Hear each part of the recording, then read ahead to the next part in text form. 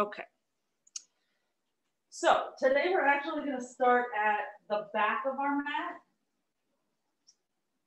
Don't worry, it's not that unusual or weird what we're about to do, but we're going to think of, even if you put your hands on your low belly, we're going to curl down over the hands. So inhale, just nice and normal. Then tuck your chin and start to imagine yourself as a cinnamon bun. You're just going to curl down, but you're going to try to articulate your back. And you're going to try to keep the weight centered on your feet so that you don't end up just with the weight on your heels. And eventually when you get there, you can bend the knees to place the hands down or not. And we'll walk ourselves into plank. Your heels are already on the floor, so you'll keep them down until that last moment so that even in plank, it feels like your heels are reaching back. We'll just stay here for a moment, squeeze the forearms in toward one another.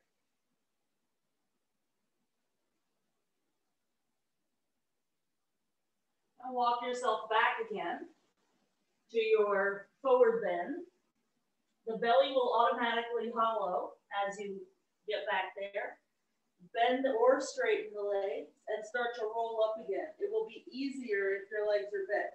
You'll have to draw your belly in. So this is a core exercise, although it is very easy to cheat. So whenever you're at the top, just take an inhale and roll down again, tuck the chin. So as you're starting the process of rolling, you're still lifting up through the belly so that it's not a collapsing down. You'll almost feel like you have a rope on your mid-waist kind of lifting you up. And we'll walk into our plank again. Legs will stay straight in plank unless you're opting for modified plank, which is knees down. But that's not an accident. That is an intentional choice. Let's take one more inhale here. And on your exhale, just bend the elbows for your chaturanga. Inhale for your upward facing. And exhale for your downward facing. Start to walk the hands back to the feet again.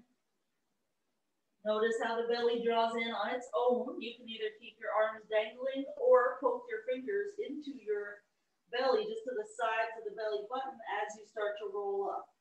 So we're dropping the tailbone heavy, just to get some awareness of this front body. Whenever you're stacked through your vertebrae, inhale, and roll down again to the exhale. There should be no pain here. We're tucking that lowest rib in. If there's any back pain, just bend your knees. Try to go slow so that you can always feel the core lift. We'll walk into plank. Stay there for a few breaths. Push the ground away, reach your tailbone toward your heels.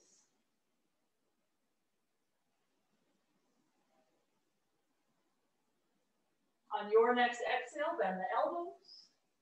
On your inhale, lift through the chest. And on your exhale, press to downward dog.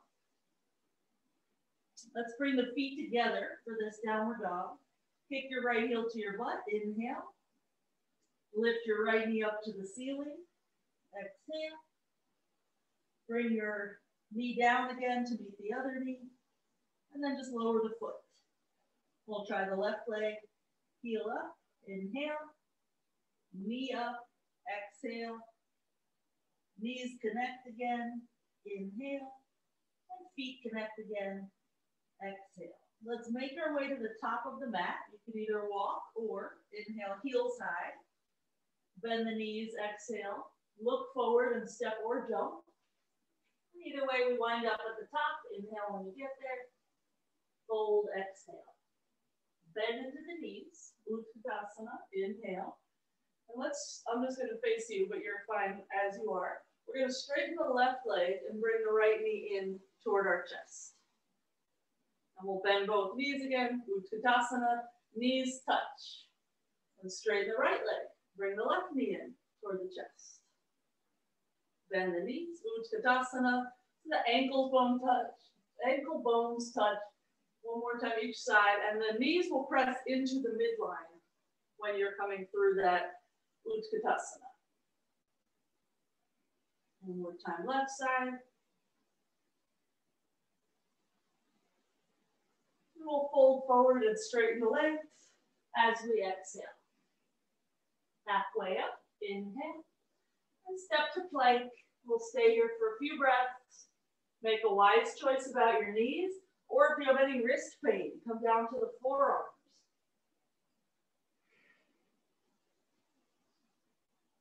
We'll meet in downward dog. If you're not on your forearms, move through your vinyasa.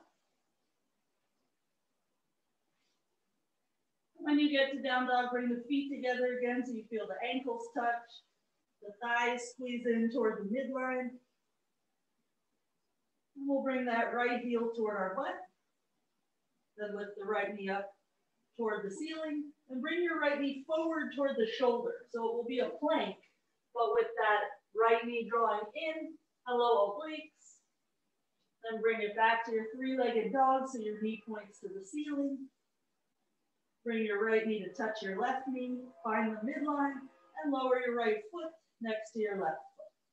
We'll just do the other side. So first, squeeze your heel in toward your butt, then lift your knee up toward the ceiling. Keep squeezing your heel in, even as you come forward to your plank.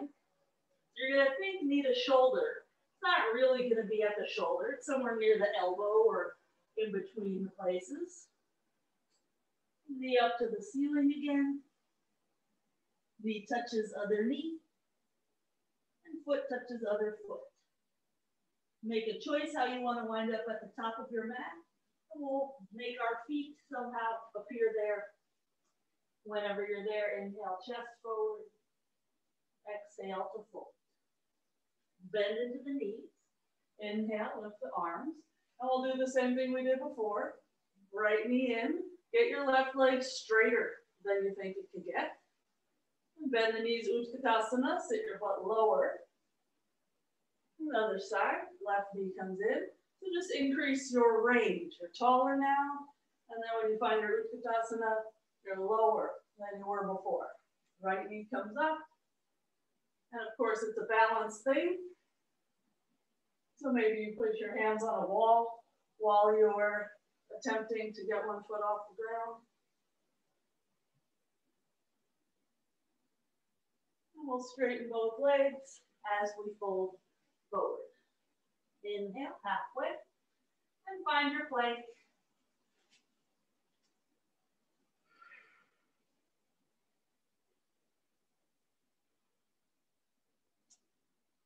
Okay, let's bring the right foot forward about halfway, and we're just going to do our side plank with this assistance of the leg. So this front foot is going to push down and help our hips get higher. And just feel how that stretches through the outer hip. If you have no wrist pain and you want to play a little bit with obliques, drop your hips down and hoist your hips up. And you could do this with mostly the power of this front leg, but if you think about the abs on the lower side doing the lifting, it's quite a nice feeling. Feels very active. And you don't even have to move very much to make it happen. You could be an inch down and an inch up. All right, let's meet in downward dog again so that we can do the other side. Step about halfway forward. It's going to depend on your flexibility. The more flexible you are, the more forward that foot will go. And first, just feel your hips lifting. Get your hip stretch. There should be no wrist pain. If there is, maybe come down to your forearm or meet us in a different pose. And if you want the little oblique thing, you're going to drop your hips and reactivate to rise. So you are pushing into the right foot, but if you think of bringing your left hip toward your left lowest ribs, that underside will kind of crunch and it will lift you. Okay, we'll meet in downward dog.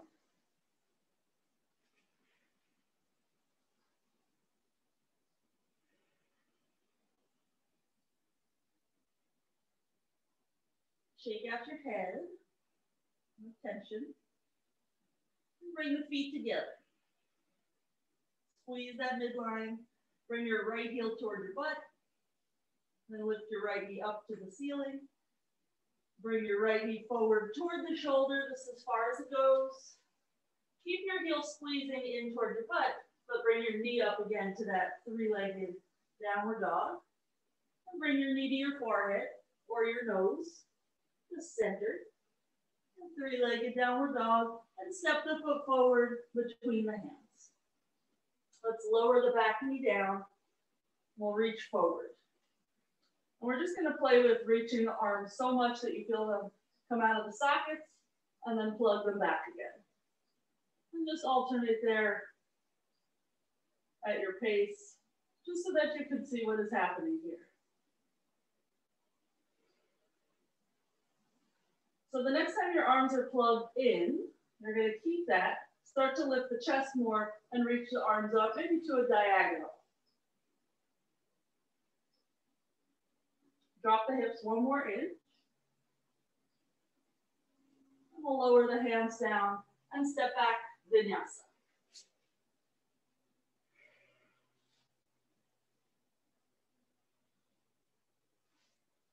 We'll bring the feet together again. Left heel to the butt. Left knee to the ceiling. And keep your heel squeezing in toward your butt. Knee toward the shoulder. There's our plank. Knee up to the ceiling, down dog. The knee centered toward the nose or forehead. Keep your heel lifting so your toes don't touch the floor. Three-legged dog, inhale. And step to the hands for your Asana. Knee down. So we'll up it just a little bit. So start at your diagonal place instead of straight forward. And try that plugging in and out here. It's a little harder to experiment with. Don't forget you're in Asana, so you're still dropping your hips. And the next time that your arms are plugged in, lift the chest and try to go higher with your arms.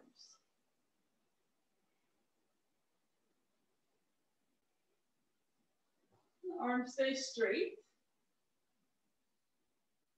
Okay, hands down. Step back, vinyasa.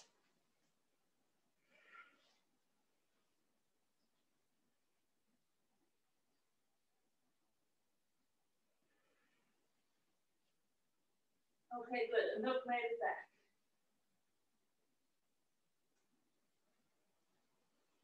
Okay. Let's lift the heels high. Inhale. Bend the knees. And either step, walk, or jump forward. Inhale when you get there. Fold, exhale. Bend the knees for Utkatasana. And we'll bring the right knee in, but we'll keep the left knee bent. So it's almost like a stereotypical karate position. I don't know anything about karate, so I don't know if it's really a thing you do, but it's in the movies. And interlace your fingers on the shin, bend your elbows, pull your knee in more, and straighten your standing leg. It's hard to straighten the standing leg here, but we'll do our best. So your knee is quite high now. Let's try to keep it there. Just reach forward.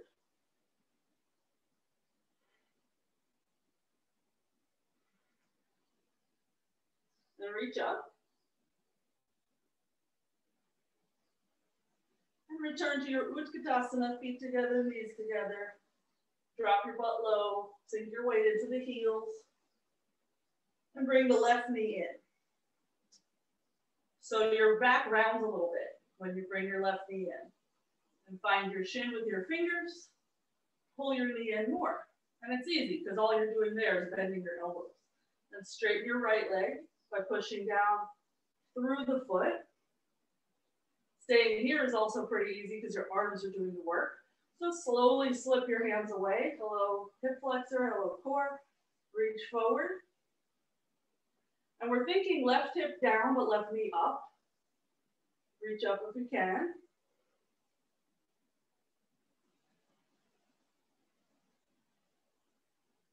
Return to your Utkatasana. Find the midline, maybe even with your arms. That's going to depend quite a bit on your shoulders. So don't bend the elbows just in order to get the hands together. This is a very kind of newbie mistake. So if you can't get your hands together, then just here, arms straight, reaching out somewhere else. Okay, we'll fold and straighten the legs. Exhale. Inhale halfway up. And cycle through your vinyasa at your pace. We're going to meet in downward dog.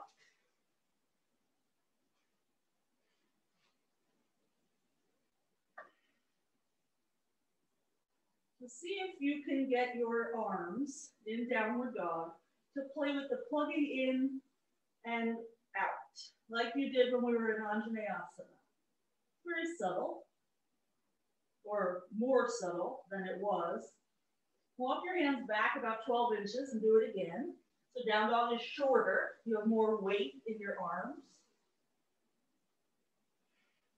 Walk your hands back another 12 inches. And try it again. It started to be more shoulders over hands here. So it's now becoming a little more apparent. Walk your hands back the rest of the way. Legs either straight or bent. We're going to roll up. And I'm going to use my fingers just to the sides of the belly button and maybe a little lower to help articulate the lower back. But that's optional. Okay, hands to prayer, right ankle to lower left thigh. Stick your butt out, lean your chest forward. So we're at the back of the mat again. Notice you're pressing your knee, right knee, down just a little bit, either with the elbow or with the power of your mind. Let's rise up and do the other side.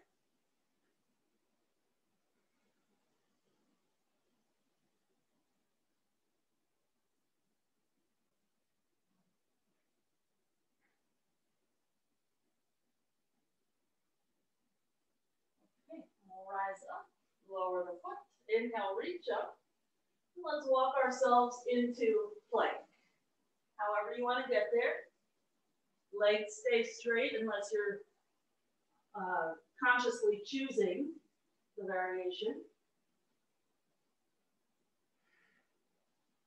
Let's come down to the knees in tabletop form. So not a plank form, but tabletop. And we'll just neutralize the back. So you're not in a rounding and you're not in an arch. And start to slide your right leg back along the mat, but don't change anything in your spine. And then just bring your right knee down again from whence it came. And go the left leg, just slide it back, draw the belly in, and bring the left knee down again from whence it came. This time, right knee and left arm will slide out, and then they'll slide in again. And we're trying not to wiggle. Left leg, right arm, slides out, and comes in again. So it's really a core exercise. Right leg, left arm. This time stay here and just re-energize through the belly. Make sure you're not arching. We're going to try lifting the limbs off the floor. The higher you go, the more difficult it is to avoid arching. So just make sure that you're keeping your lowest rib tucked in, your waistline lifting. Gently lower the limbs down and slide them into their tabletop shape. Try the other side. Left leg, right arm. So we're reaching out. We're drawing the belly up. And if you want, lift the limbs.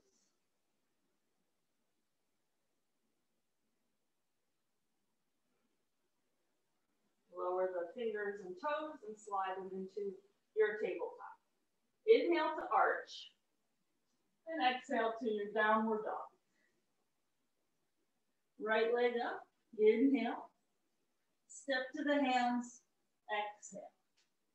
High lunge, inhale. To warrior two, exhale.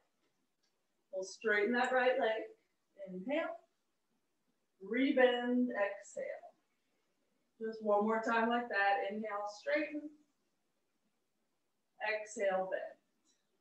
Asana, either elbow to the thigh or hand down. But for this one, whatever your right arm's doing is fine. The top arm, you're going to reach forward so you can see it.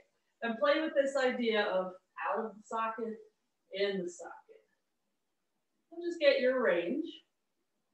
The next time that your arm is plugged back, you're going to start to sweep it out over the ear.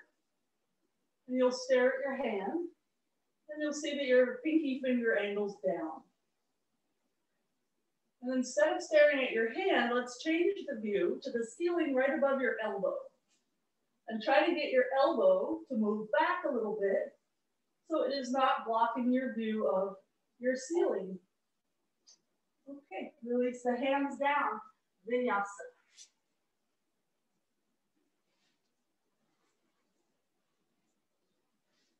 Okay.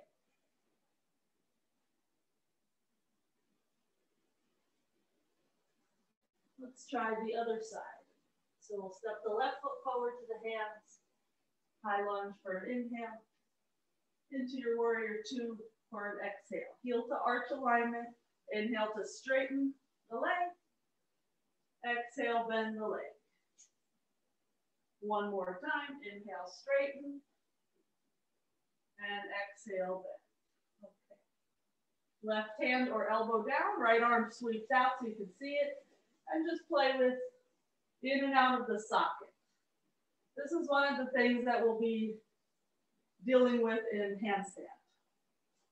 So the next time your arm is in the socket, sweep it out over the ear. Keep the arm straight. Good. Back leg straight.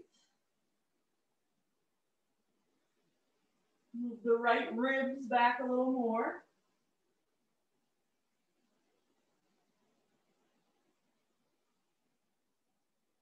Good. And let's lower the hands down and step back. Vinyasa.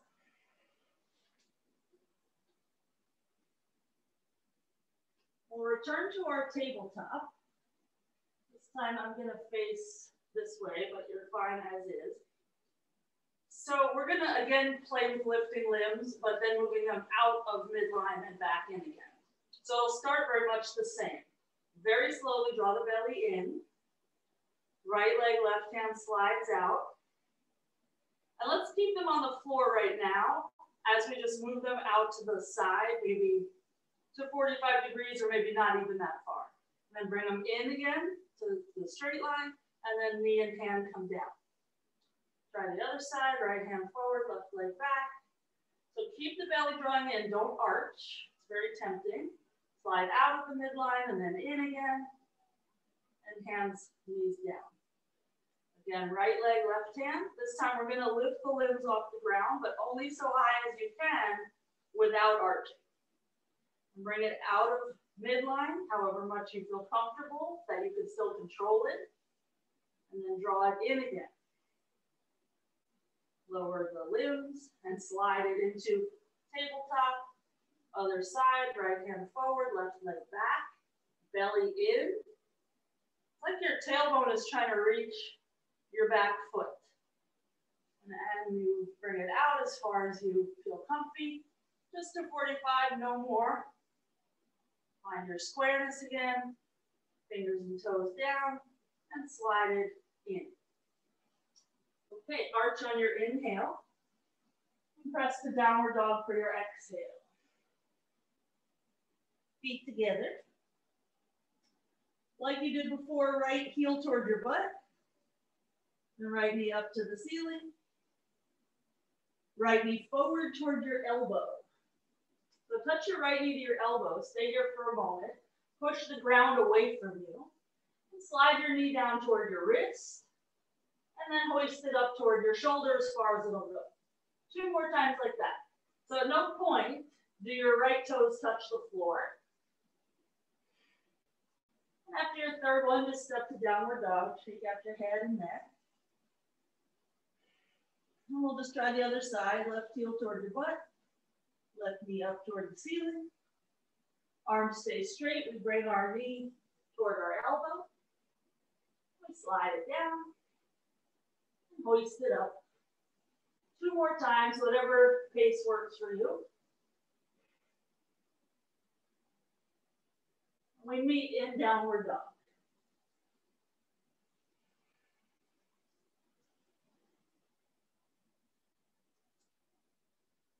Okay, somehow step the right foot forward to the hands. High lunge, inhale. Warrior two, exhale. Let's come into a squat from here. So this front foot, instead of facing front, is going to face the left diagonal. And we'll drop our butt down. Back heel is going to be down, back toes spin up. If you can't balance here, just put your hands down somewhere to support you. You might even have them back a bit because it's just easier on the Achilles. But eventually there will be enough stretchiness there that here you are, no problem. Take one more breath.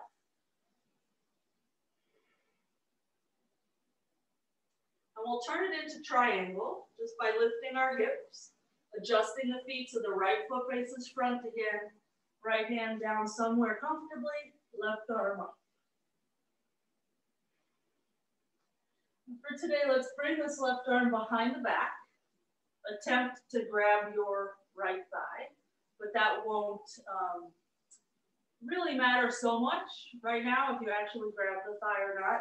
You're going to think of pushing your waist into your forearm. And as soon as you do that, you're taking the arch out and you're tucking your lowest rib in a bit. That is something that you would need to do in like a Asana, very hard. So we'll just address it a little bit in an easy pose so that maybe it will work in a hard pose. Okay, left arm up.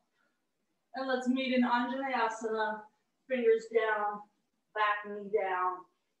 And let's take hold of opposite elbows so that we can pull our elbows up and back. So it's literally like the right hand is pulling the left elbow back and vice versa. Because if they're left to their own devices, for me at least, they're out here somewhere. Take 2 more breaths.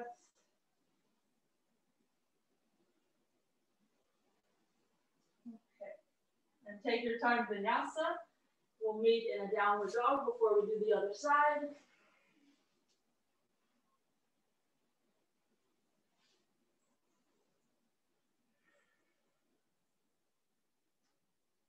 Let's bring the left foot forward for your warrior two.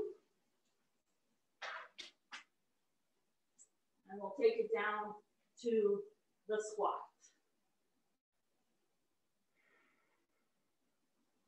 So that front foot has to turn to the diagonal, otherwise it's just too difficult.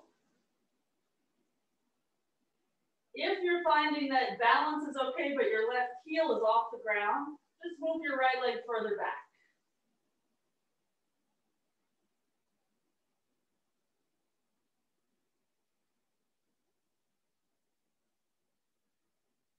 Okay, let's turn this into triangle pose. Adjust your feet. Heel to arch alignment. That left hand somewhere so that you can still maintain a straight leg. And roll that right shoulder forward so that you could get your arm behind the back. And now Anuk, lean both shoulders back a little more. Good, press the waist back.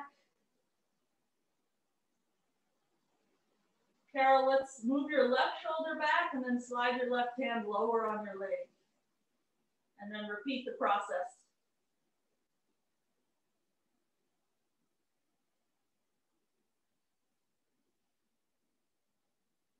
Okay. Good, so let's unravel. We'll meet in that Asana. And this time, instead of taking opposite elbows, we're gonna do palms together, arms up, and then bend the elbows. So the forearms are just behind the head. The elbows are facing the ceiling. And it's tough, because what wants to happen is the elbows want to just splay out. But if they do, your shoulders will A, feel some pain, B, not cooperate in this back bend. Take one more breath. And we'll meet in tabletop. So somehow just step your left foot back. Knees under hips, hands under shoulders, spread the fingers, press to your inner hand. And let's just lift the knees an inch. So this is a heavy-handed tabletop.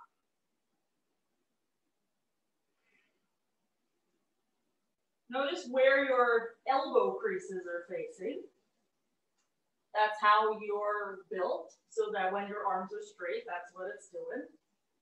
Let's put our knees down again. And just so that you see, sometimes in handstand, we do this because we're tired. This is very compromised. The strength requirement is too great.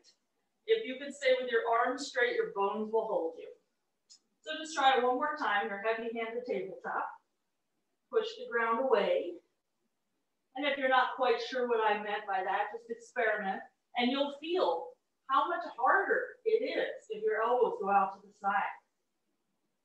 Let's lift the knees, press to downward dog.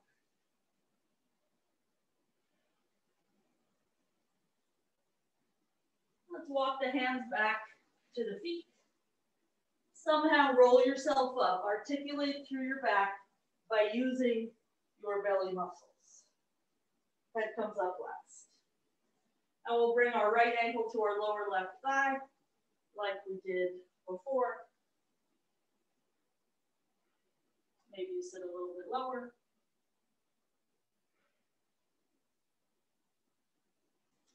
Okay, left hand to the pinky toe edge of the right foot. Just stand up, press the foot forward into your hand, and twist so you can look back.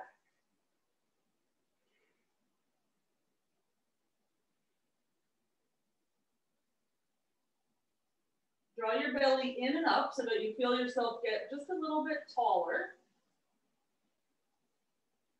And bring it again to your flying pigeon. Utkatasana, so that we can change sides. Left ankle comes up. So when you get into a difficult pose, you and everyone, we tend to forget about the core stuff. So let's try this twist. Kick out. And you're probably thinking so much about your limbs that you might forget to draw the belly in. But if you could remember, notice how your pose changes. Even if you only remember for a moment. You just got taller, everything else just got easier. Let's return to flying pigeon. And then return to your Utkatasana, and straighten the legs. So we'll head toward our wall for a moment. I'm gonna wipe sweat on the way. And we're just gonna do a few little handstand hops to start. And it'll be like an L shape with the legs so that we can think about the belly muscles bringing the second leg up. So we'll step 1 foot forward, maybe 12 inches. We'll lean our shoulders over the hands. We'll lift one leg, and then we'll try to draw with the belly to get that second leg up. And then we'll change legs maybe in the air so that we can do the other side so that we're building that deep abdominal strength equally.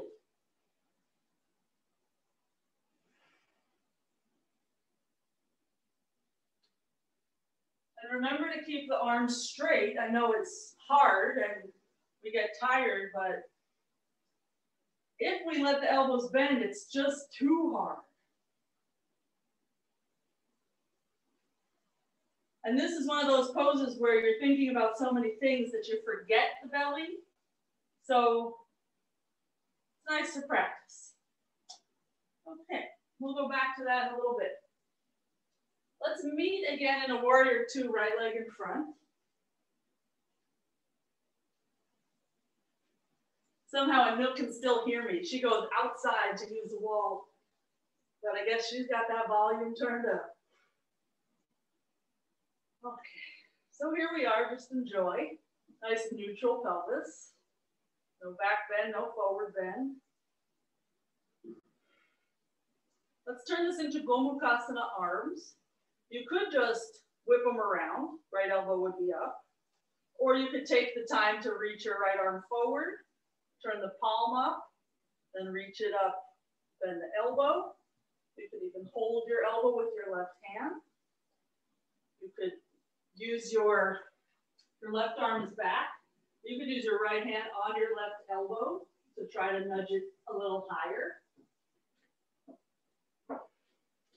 But once you're there, notice the tendency for your lowest ribs to just flare out. This is also what happens to us in a lot of inversions, and it is why balance is so difficult. Okay, let that go. Return to your Asana. Left knee down. This time, left hand back. Let's go outside of the ankle and just let this left chest open up. Just because the weight of your hips is going forward, the weight of your foot is going back. If you feel balanced, reach your right hand back as well and interlace the fingers on your ankle. Then you end up with a stretch for both sides of the chest. If balance is iffy, you just have one hand on your back leg, the other hand helping you balance. Regardless, dig your right heel into the floor. Bend your right knee another inch or so. And make sure there's no tension in your neck. Sometimes we resist this urge to back bend by jutting our chin forward and sort of providing a limit. But if you let your head go back, it will feel more relaxed in the neck. Okay, undo. And let's just step back, vinyasa.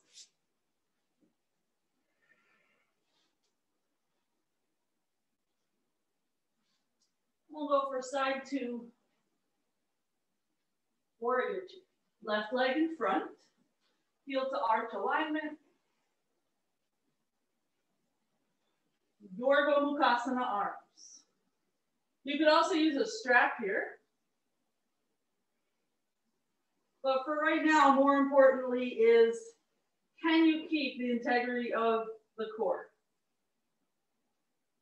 And maybe at first, when you're trying to get the grip, something like this happens, you stick your butt out and your chest forward. So that's fine, okay, you get the fingers. And now you're gonna drop your tailbone again and tuck your lowest rib in again, so that you return to that sort of solid comfort of warrior two.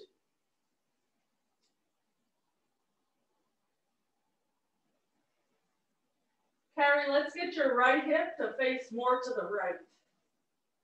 Yes, it's trying to sneak forward. Okay, good. Let's get out of there and we'll meet in our Anjaneyasana. Walk the hands up. So we're just nudging that left knee forward. When you feel like you can, right hand to the ankle. And I like to flex the foot.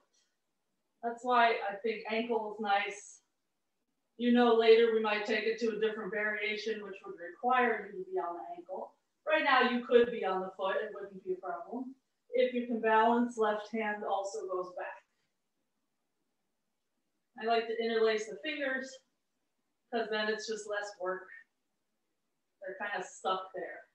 And the weight of the leg is going to help stretch the chest. You don't even have to do a lot here. You have to work hard to balance. That's sort of your task. To balance and to bend your front leg more. The weight of the leg is just automatically going to kick your heel away from your butt.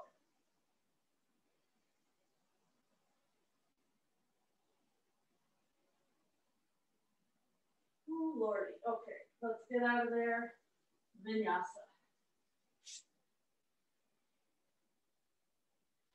I did some back bends yesterday and I was laying in bed at night saying that my legs hurt. And Mike was like, you always say that. Your legs are always in pain. It's true. They're always sore. Okay. We're going to try our little handstand thing again. So before we do, just stand normal and bring your right knee up again. And just see what is it taking from your core to bring your leg up.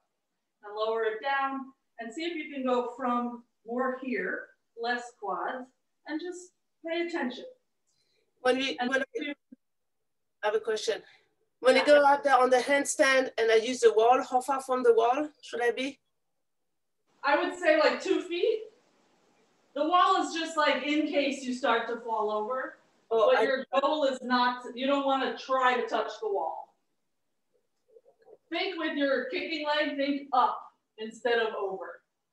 And the wall is just there so we don't end up in Urdhva Dhanurasana. So if we're too close to the wall, we'll end up just using it all the time. So I'd say go about 2 feet from the wall. And let's give it a try again. Try to stay calm, so you're not necessarily too concerned about staying up there forever. Let's think of leaning forward. One leg will lift, and the other leg you'll bring up with the help of your belly.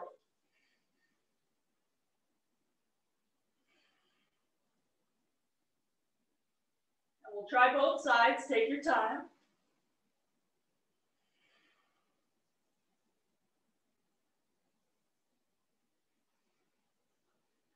Having the wall there is just a nice mental thing, even if you're not using it.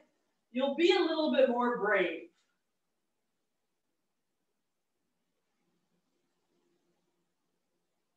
Carrie, I think you're too close to the wall because when you kick up, you're kind of banana shaped. So walk your hands away a little bit more.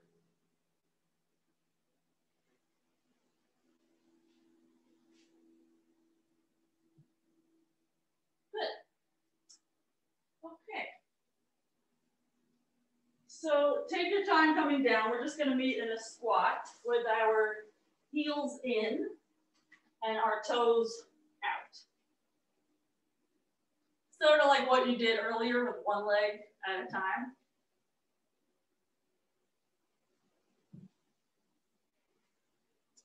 Now let's lean a little to the right. Slide your shoulder toward the inside of your knee and reach the arms open.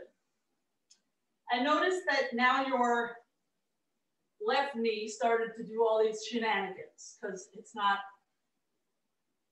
necessarily in your forefront of thought. So don't let this knee drop in. You're going to energetically press it back.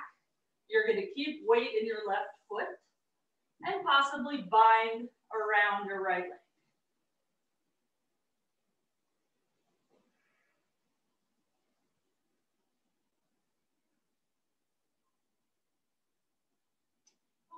Come through your center place again. Notice that in center, your knees are symmetrical, your weight is symmetrical. Try to keep it that way even as you do your twist. If you need to leave the weight for a minute, get your bind and then return it to your right foot, that's fine.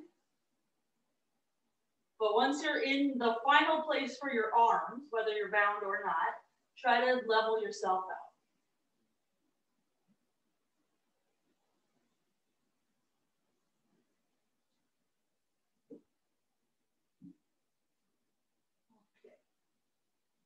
So let's unravel, and we're just going to come onto our backs for a few moments. Okay, so here we are. Let's find a neutral back. So we're not going to press the whole spine into the floor, but we're also not going to arch. So we talked about it the other day, like pretend there's a grate underneath your spine. There's just that natural curve. So we're going to keep it the same. Arms just by your side. Without changing the shape of your back, just lift your right leg and put it down again. And we can keep the knee bent. We'll just lift the left leg and put it down again. One more time each side. Notice how the tendency is to wiggle. And you really have to fight that urge and think of like kind of locking in with that core. Let's bring the feet all the way together the next time that your left foot came down. And we'll bring our right leg up and then out so that the knees touch, but the right leg is straight. And just notice if you can maintain that neutrality. If you can't, and it's too hard, just lift your right leg higher. If it's too easy, have your right leg go lower. But don't lose this power of your core. Belly's drawing in, lowest rib is tucked in, Your fingertips could slide under just barely the sides. And bend that right knee again and lower the foot. Knees touch. And lift the left leg. Extend it out and make a choice. Where do you need your left leg to be so that you haven't lost the integrity of your back?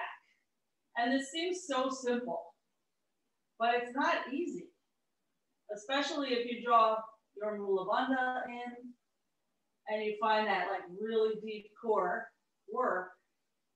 It's not visible. Nobody knows if it's happening but you. It's very satisfying. Let's rebend that left knee and bring the foot down. Okay, so we're gonna try that in handstand.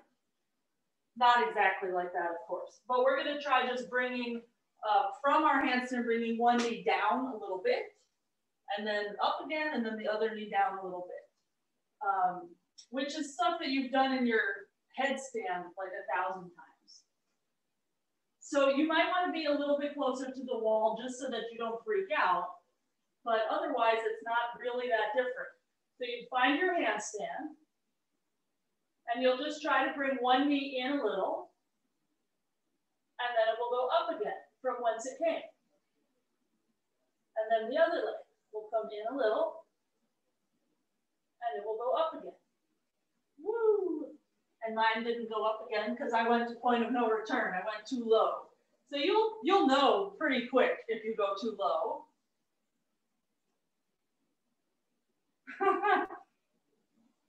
And if you have any wrist pain, let me just say, do this from headstand or forearm stand.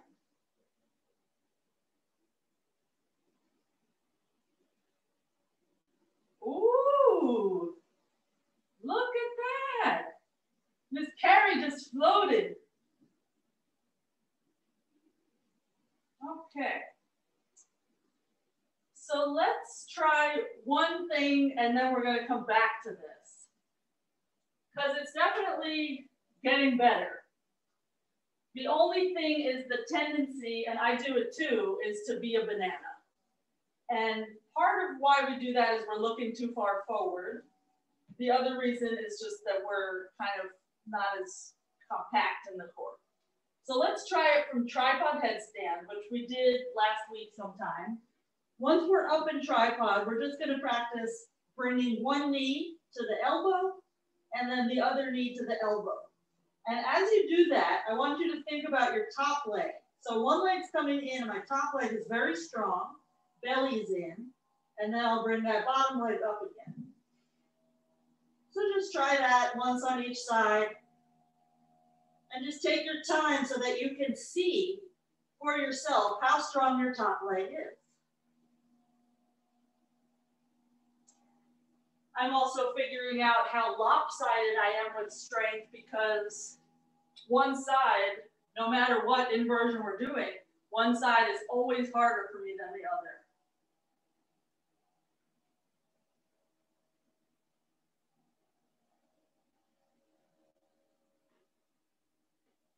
And Lisa, your elbows are a little wide.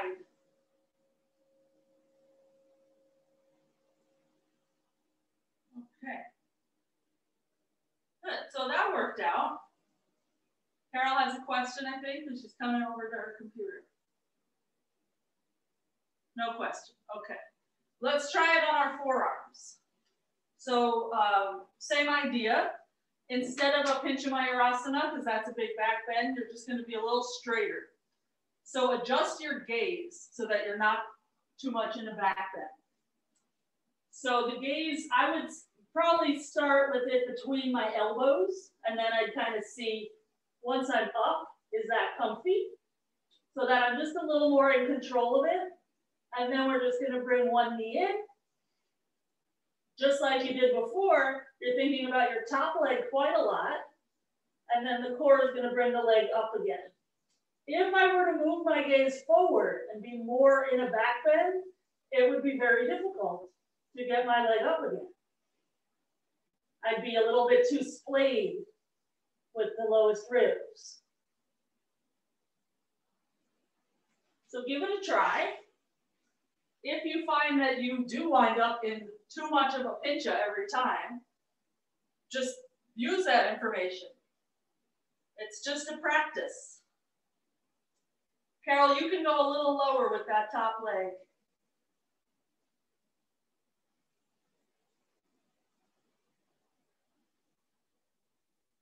And Miss Carrie, knee to chest.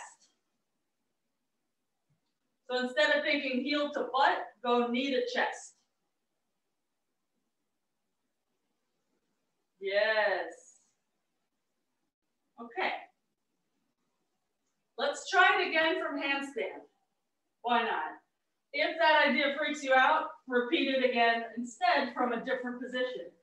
Or if you have wrist pain, different position. The core work is very much the same as the stuff we were doing from our backs. But of course, it's very hard to think of all these things when you're balancing on your little hands.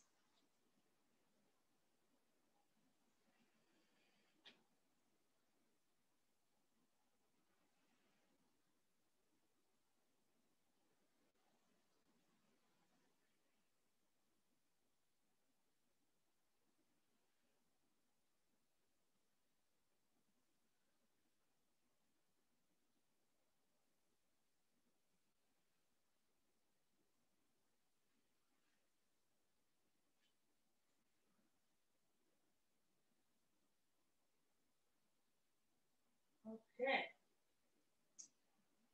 very nice. So let's meet on our backs again. This will give your wrists a little break. It will feel so good. All right. So make sure your ponytail's out of the way so that you don't feel like your head is all cranked. So let's bring our feet into just like how we would a bridge. Now find your neutral back. Arms just out to the side. Draw your Mula Bandha in and up. Your Uddiyana Bandha in and up. So you feel like a flattening in the belly. And without changing anything else, we're just going to drop the right knee a few inches out to the right. And we're going to try not to rock to the side just because the knee moved. And then bring it in again. And then bring your left leg out to the side. Try not to rock to the left. Your belly will catch you if you pay attention. And left knee in. And just try it one more time each side. Of course, this is super easy to cheat because it looks like nothing's happening. If someone were to peek in your window, they'd say, yoga's so easy. And bring your left knee in. Okay. So arms by the sides. We're not going to take Setu Bandha Sarvangasana. We're going to do more like a Pilates bridge. So we're going to flatten the back, lift the pubic bone toward the belly button, and just peel yourself off the mat, one vertebrae at a time. And in a Pilates bridge, there's no poofing up with the chest. So it's not as big of a back bend as what you're used to. But you're going to keep thinking pubic bone to belly button. You're going to dig your heels into the floor. And you're going to feel this a lot in your butt and in your hamstrings. Let's slowly lower down again, one vertebrae at a time. But you know I don't subscribe to that always for back bends. But just for now, use it as an abdominal exercise. When you're really lowering down from back bends, this is one way, but it's not the only way. So let's do it again. Flatten your back. You'll feel your pubic bone already lift toward your belly button. And then you just continue that process. And we'll basically have a straight line from knees to shoulders.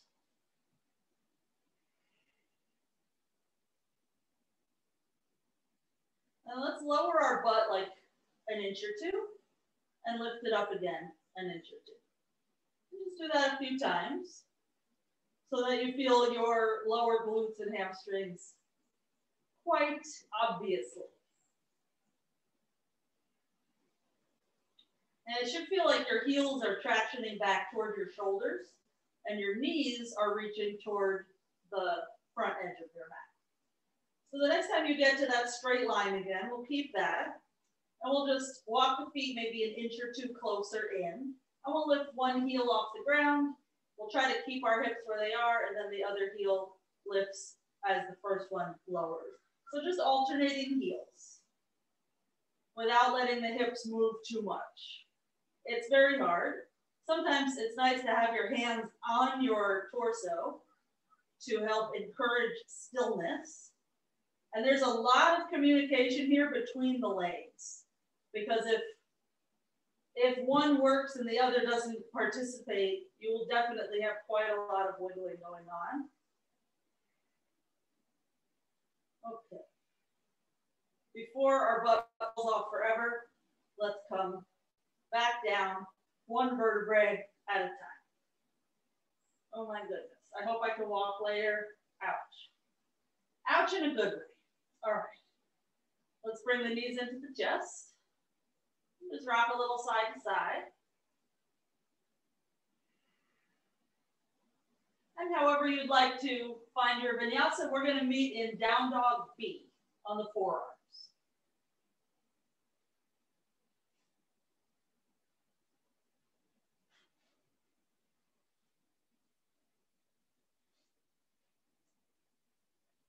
Okay, let's bring the right leg forward, left knee down, Asana. This time with Bakasana grip. So earlier you were holding the outside of your ankle. Now you're gonna have your thumb up, palm out, as you reach for the inside of your ankle.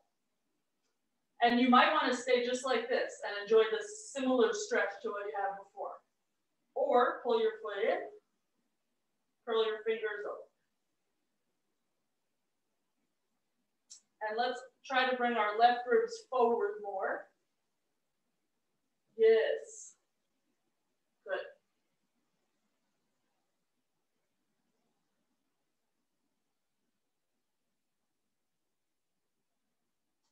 All right, we're going to turn this into twisted triangle. So we'll let go of that back leg, slide the foot in a few inches so we have heel to heel alignment. Right arm up. Left hand wherever you want.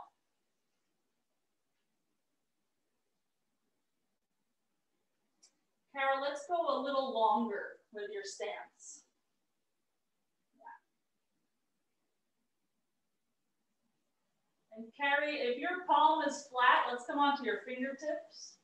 You're already on fingertips? Okay, are you on a block? Okay, so maybe if you have a block, yeah, if you could just get a little higher, then you could twist deeper. Because your right shoulder needs like 3 more inches. Yes. There we go. And that's going to change every day. So just because that's today does not mean next time you need to block again. Okay, let's unravel. We're going to return to Asana.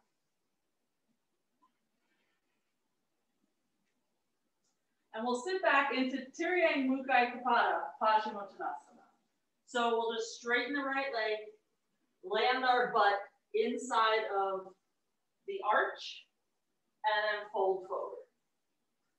And when you fold forward, you can either have both hands on your right foot, or bring your right hand out to the side, kickstand style, so that you're not tipping over.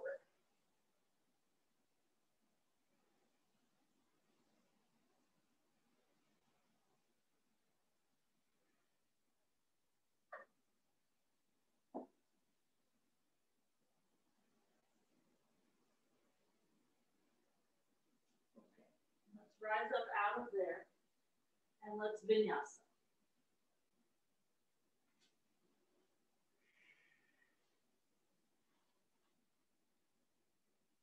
We'll do it all on side 2.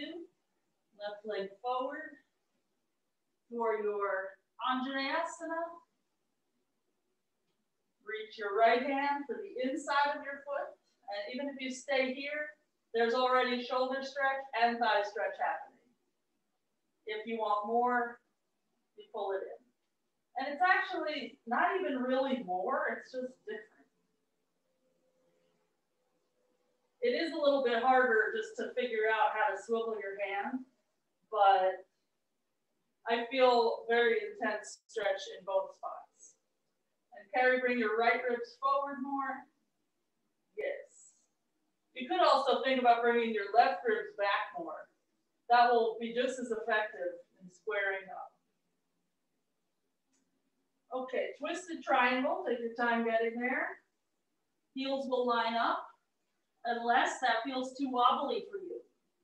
In which case you would do something with more space between the heels. Right foot would be further to the right.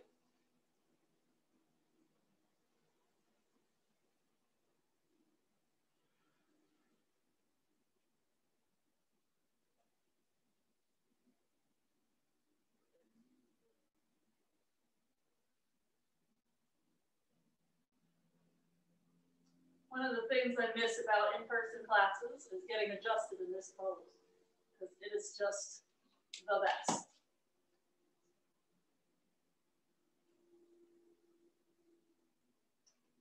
Okay, let's unravel. Return to your Asana, which basically sets up your right leg. And we'll lower our butt down inside of the arch. Thighs parallel. And we fold forward. And if you have any knee pain, sit on a block or stay in Asana.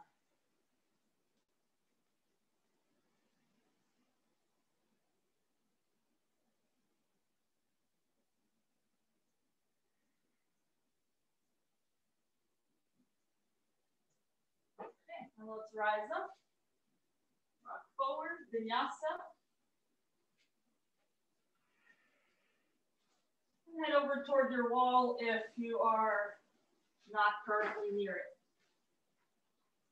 It's not actually necessary at this moment, just in case your mind freaks out.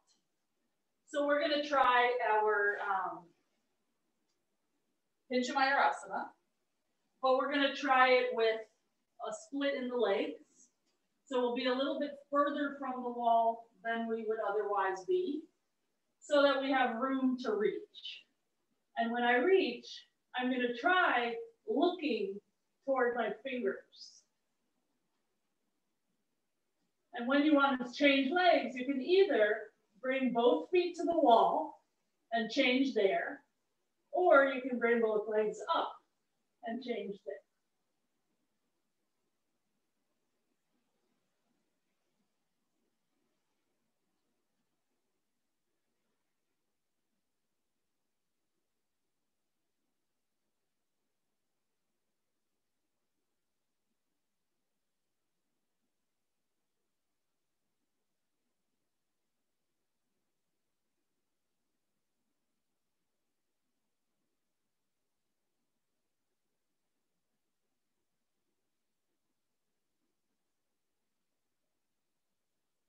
And remember that the legs have to talk to each other. They can't have one working harder, because then the balance won't work out. Okay. So let's meet in tabletop. Doesn't matter what way you face. We're not going to use the wall at this moment. I'm going to face this way. We're just going to inhale to arch and exhale to round. Do that just a few more times, but see if you can initiate it with your belly.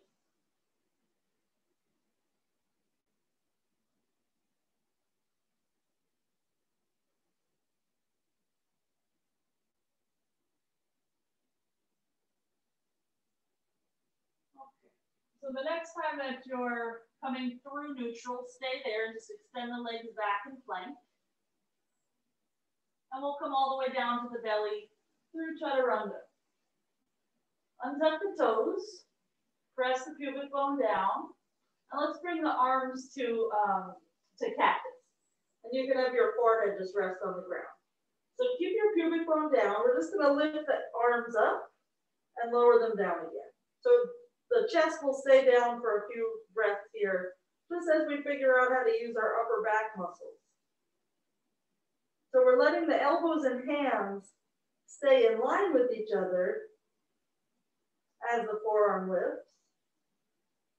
But notice, are you letting your hips get really heavy and your butt stick up toward the ceiling? Try to keep your pubic bone down. This next time, let's come up with the head and chest as well. Lift the elbows maybe just one more inch. And come on down and reset your pelvis if needed. So we want our pubic bone heavy, not necessarily the hip bones heavy. There should be no back pain. Start to lift your forearms so that the upper back is working. Then lift chest and shoulders and head, and everything comes up. If you want the legs come up as well. Again, there should be no back pain. Press your pubic bone down. And let's come on down. This time, hands under the shoulders. Curl into your upward facing dog. And then your downward facing dog. Okay, let's grab hold of our strap. Okay, right leg in front, Asana. And we're gonna just have that strap on the back foot. Does not have to be looped, but it can be. I just throw it on there and hold two sides of the strap with my left hand. Okay, so keep your left elbow close to your body as you point it forward, and then as you point it up. If you can balance, bring the right hand back as well. And just let the weight of your back leg open you up very gently. The work you have to do here is balance and keep your elbows in. Because if the elbows splay out, it's going to be very awkward for the arm.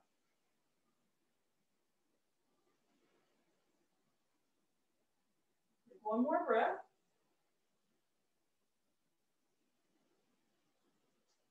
Let that go and just change sides. So we put the strap on the right foot, and you'll probably have to either flex or at least point your right foot. So as long as your right elbow ends up pointing to the ceiling, it's probably going to be fine. But to get it there comfortably, just keep it in close to you so that it points forward and then up. So that getting there doesn't hurt. We don't want being there to hurt either. But getting there should be just as easy as being there. So either one hand or both hands.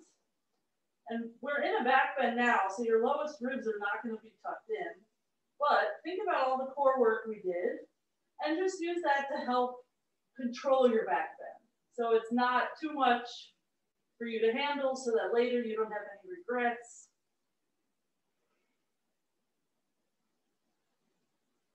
Elbows in. Okay, slowly let that go. And let's meet in downward dog. You can vinyasa or not.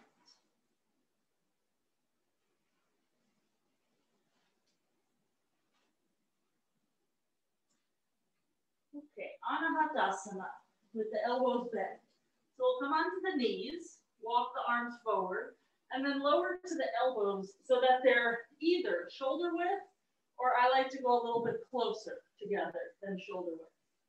And palms together or fingertips together, and drop to either the forehead or the chin. The reason I like to do fingertips together is I just feel like I'm a little bit more aligned in a realistic way for what I would end up doing in Viparita Dandasana. There's nothing wrong with having palms together. It's just going to be a little different than where the shoulder stretch you're going to feel when you're in a back bend from your back.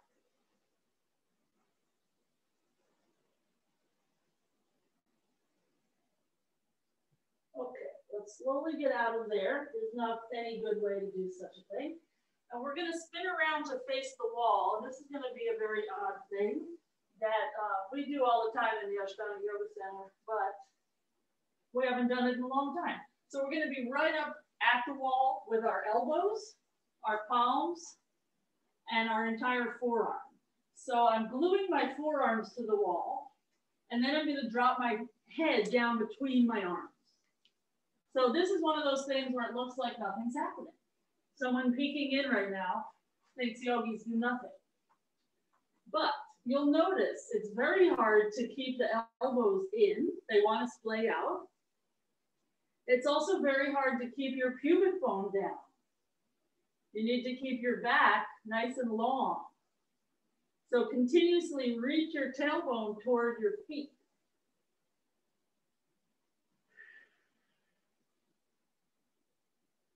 The more you press your fingers into the wall, the less likely your hands are going to migrate toward each other.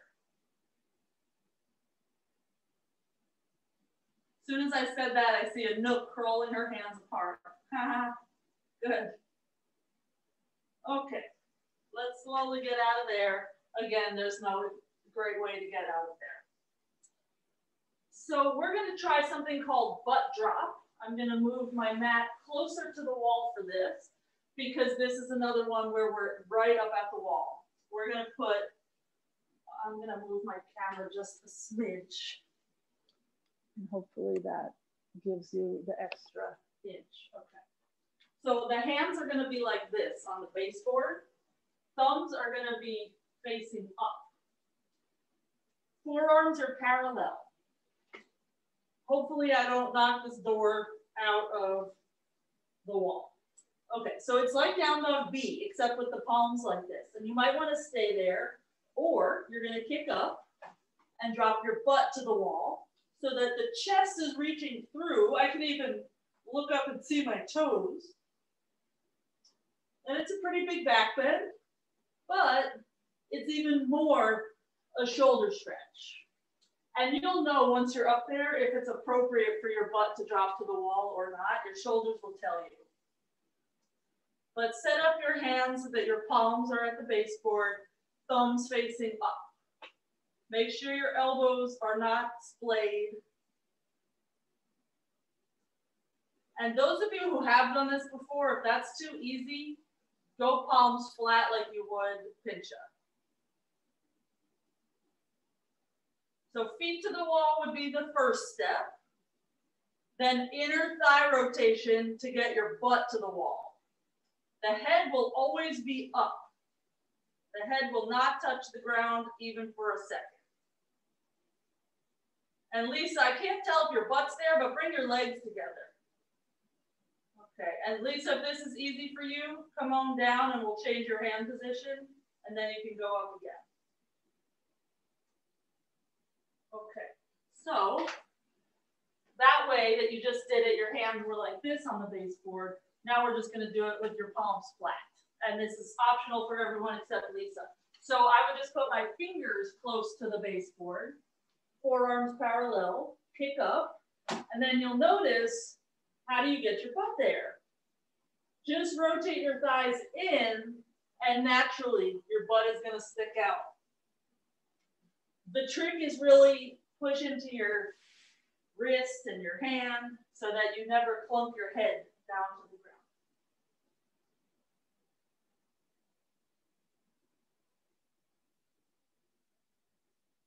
Good, now carry, yes. Oh, I see it, it's working.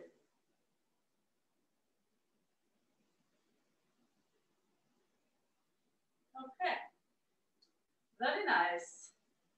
So as you do that more and more, it will obviously become very easy. I sort of have a head start making it easy because naturally I stand like this. That's why I have so many back issues. So it's just this process of thighs roll in and your butt will stick out. Okay, so let's go again to the wall, but this time, I apologize in advance, we're gonna go knight's pose. So we're gonna put our left knee by the baseboard, our right leg forward, Asana style. So it's not a pose that you haven't done already, you just haven't done it up against the wall.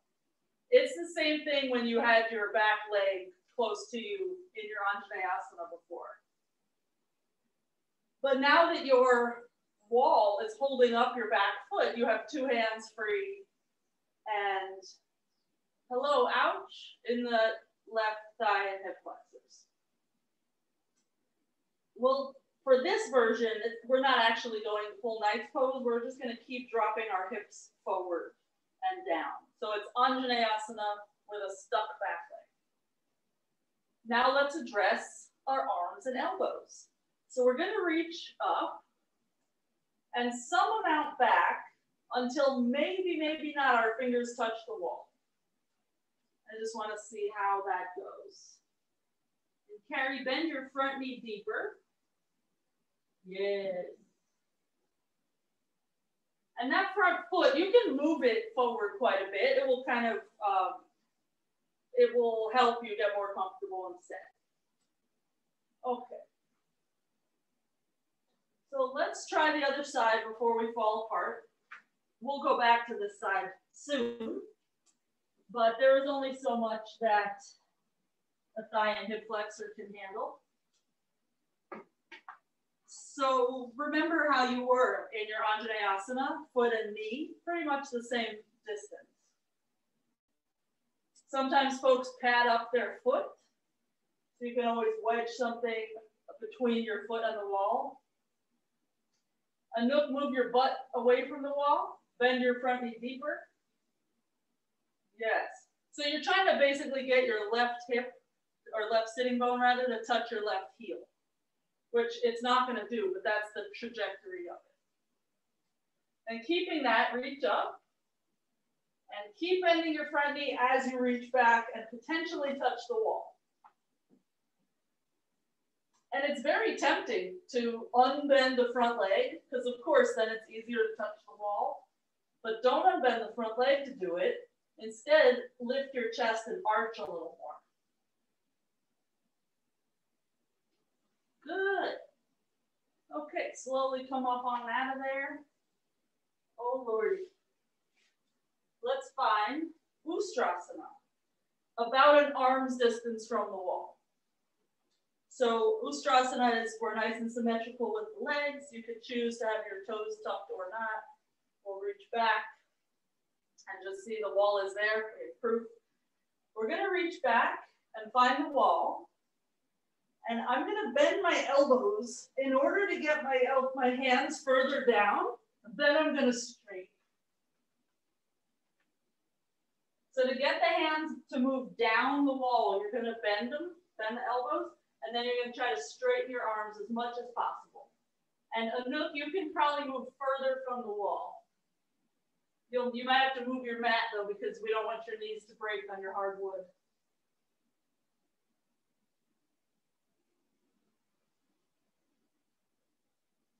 Good. So now, Carrie, keep your elbows in and straighten your arms a bit more. Yes. Good. Okay, we are going to do that same thing one more time, but come on up and have a rest and just look, and hopefully the lighting in my house is so unprofessional. It is hilarious. So arms distance, but you can also think of it as there's like 12 inches between toes and wall. So I'm going to reach up, and I'm not going to do this with the arms. I'm going to reach straight up and back.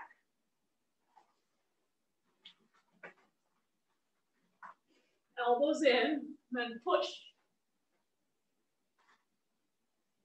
Stay for a few breaths and then come up. I just didn't stay because I don't want you to just spend your class looking at me. So try it again. This is a symmetrical pose. So every inch your right side body moves, your left moves as well.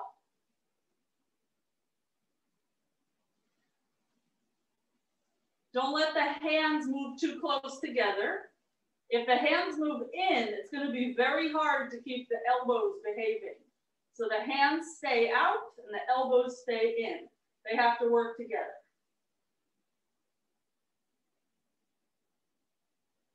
Good.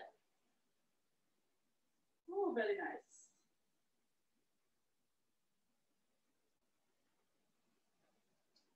All right. So I'll give you two options for this next thing. Do I want to give you that many options?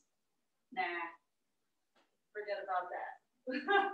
So we're going to go left knee again. I'm just going to show you and then you can do it. Right leg forward. And it's pretty far forward. Because if my right foot was back here, my butt would be against the wall. This is a pose. It's just not the one we're currently working on. So foot forward, hips down. I'm going to reach up and back. And I'm going to try to get my elbows to the wall. And the way I'm doing that is just curling my fingers down. And wrinkling this little sunshade thing that I have. So see if that works for you. Even if you just think about the process, something is going to change through your shoulders.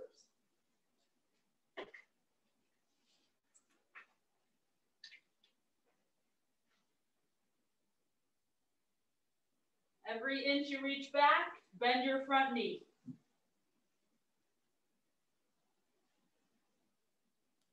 And just keep reminding yourself about your hands and elbows.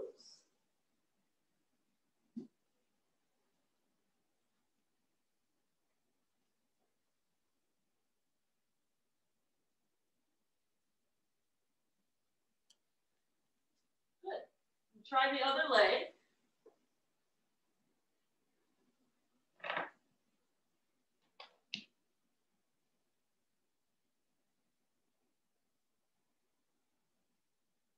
It's kind of like chipping away at all of these different issues. Some of us have tight quads, some of us have tight shoulders, side bodies, etc.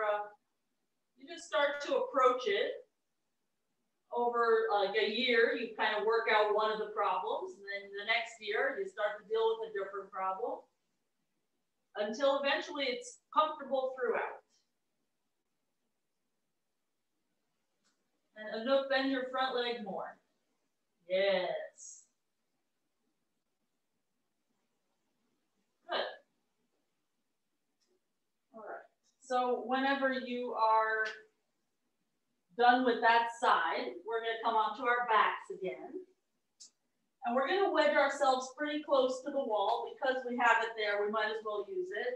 We're going to just do Viparita Dandasana with our wrists right against the wall, but I want you to see how my legs make this happen. So I'm going to come into Urdhva, and I just want to show you the difference. Okay, so here's kind of like a weak-legged Urdhva. You see how my chest is really far from the wall? Here's a strong-legged Urdhva, and my chest is closer to the wall. So feel free to go back and forth until you figure out how to keep your legs strong. But when you can, press your chest toward the wall and take a few breaths there. That's all. Because when we go to Viparita Dandasana, it's a lot more leg than you think.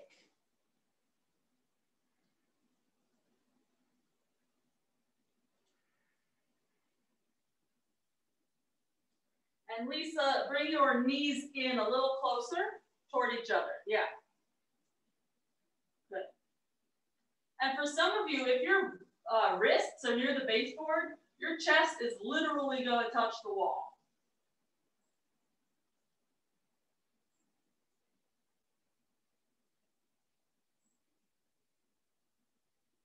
Good. And just practice getting the legs real strong.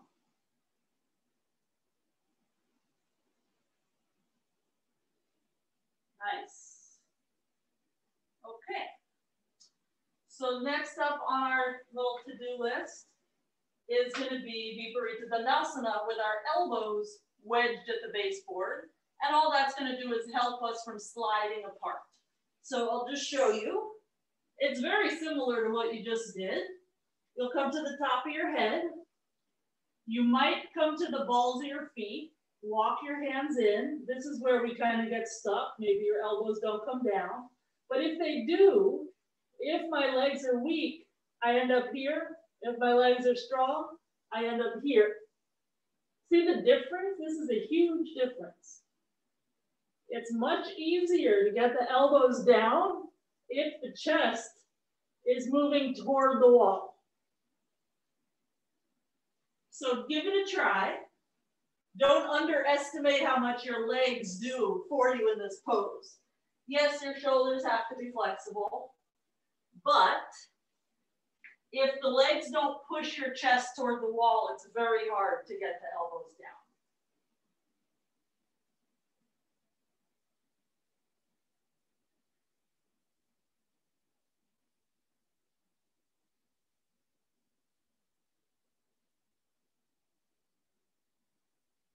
Good. Now, Anouk, try to get your head off the ground and look at your fingers. That's not looking at your fingers. With your forearms down, girl. Just trying to get out of the pose early. Okay.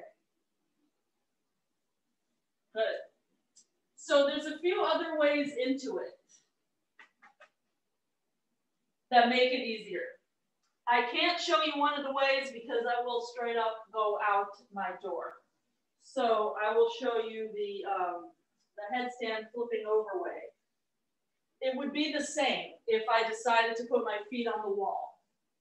So pretend I have a wall behind me and come up to headstand. And I'm just going to come up one leg at a time right now because it just seems better for me. So if I had a wall behind me, I'd reach my feet to the wall and I'd walk them down to the floor. But because I have no wall, I'm just going to reach the feet in space. And then eventually they'll come down to the floor just as they would if I walked down the wall. And for a lot of folks, the reason this is easier is because your elbows are already down. Then you'd have your fingers interlaced, slightly different hand position. But you can give that a try, walking your feet down the wall, and just see if the elbows start down, do they stay?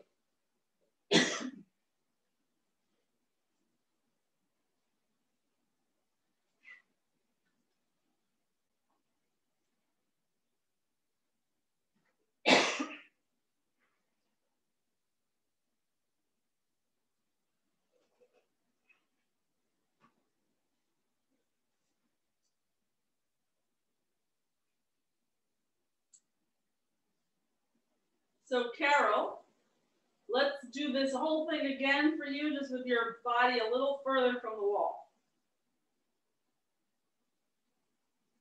And as you're moving your feet down the wall, push your hips away from the wall. And then it's just a matter of practicing it. Like, it probably takes 2 or 3 years to get the feet all the way to the floor.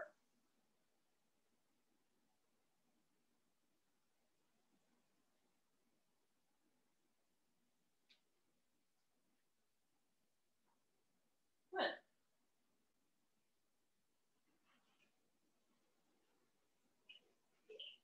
All right, so you all know that I could do like another hour here because there's just never enough time. But let's just meet dangling over our legs. And remember the very first few things we did where we were rolling up and down? So try to find that same belly situation that you did then. And it might be that you put hands there to help, or maybe your hands are under your feet or holding opposite elbow, doesn't matter. Just try to find the front body drawing in so that you can stretch the back body.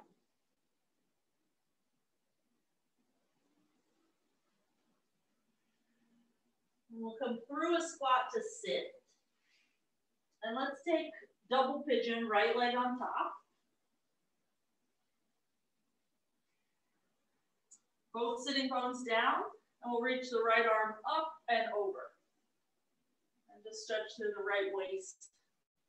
Don't let that hip come up.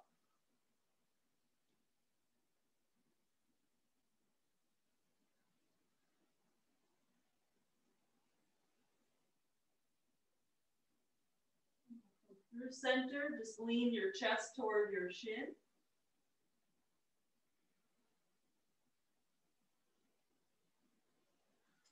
And let's rise up and switch sides. I don't know if this is coming up on the camera, but my white and gray cat is in the sun, being so cute. Left arm up and over. If I kiss her though, she'll move, so I can't kiss her right now. I have to just have some self-control. Very difficult for me to have self-control when that is happening.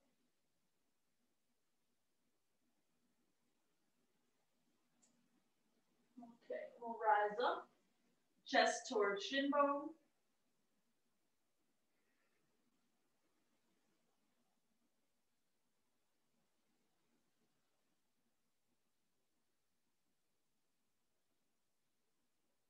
We'll rise up for Paschimottanasana or any other forward bending type thing that you want to do.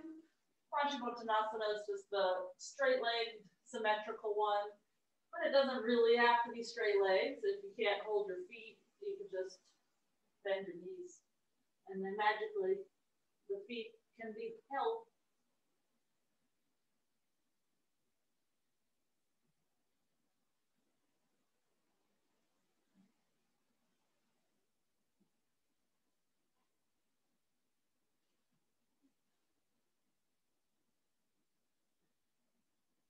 If there's anything else you need before Shavasana, go ahead and do it.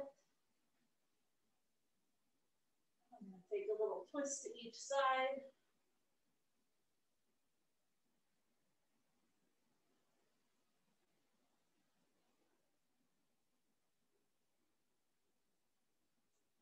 If you are still close to your wall, you might want to take your Shavasana with your legs up the wall.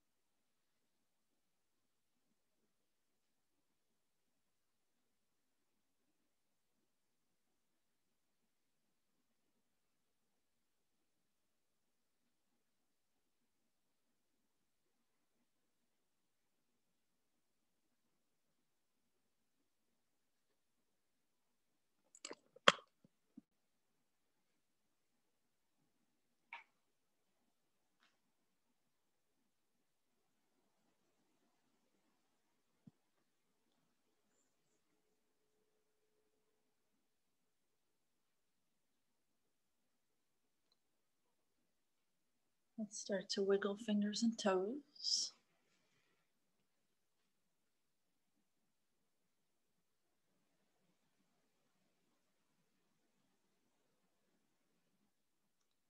Bend one or both knees so that you can bring it into the chest.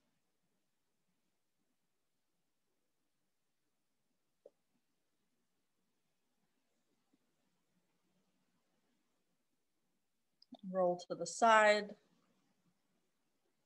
and sit up.